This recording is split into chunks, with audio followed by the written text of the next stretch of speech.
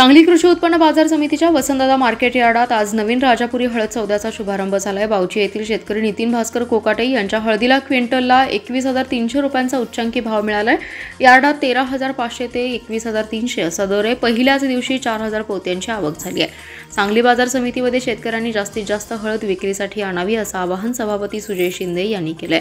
Market यार्डात नवीन हळद सौद्यांचा शुभारंभ जिल्हा पुनर्वसन अधिकारी रघुनाथ पोटे व जिल्हा उपनिबंधक मंगेश सुरवसे यांच्या हस्ते बाजार समितीचे सभापती सुजय शिंदे, उपसभापती रावसाहेब पाटील यांच्यासह सर्व संचालकांच्या उपस्थितीत संपन्न झाला। जय श्रीराम ट्रेडिंग कंपनी या दुकानात बावची येथील नितीन भास्कर कोकाटे या शेतकऱ्याची हळद 21,300 रुपये प्रति क्विंटल या उच्चांकी दरात मनाली ट्रेडिंग कंपनी यांनी खरेदी केली आहे। मुहूर्ताच्या पहिल्या दिवशी 4,000 पोत्यांची आवक झाली। हळदीला कमीत कमी 13,500 ते जास्तीत जास्त 21,300 असा दर मिळतोय।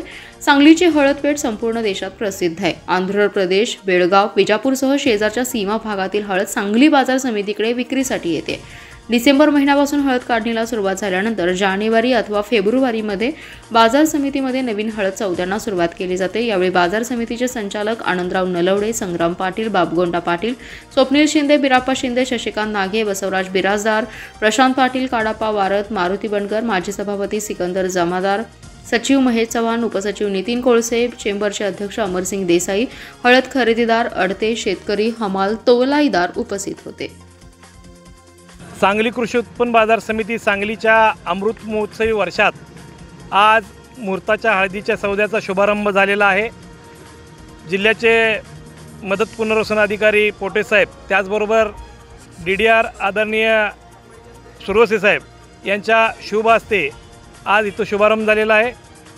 3,000 पोत्यांची आज नवीन हळदीची आवक या सांगली कृषी उत्पन्न बाजार समितीच्या आवारामध्ये झालेली आहे। 21,100 हा आजचा सध्या चालू असलेला उच्चांकी दर आमच्या आजच्या शुभमुहूर्ताच्या हळदीला मिळालेला आहे।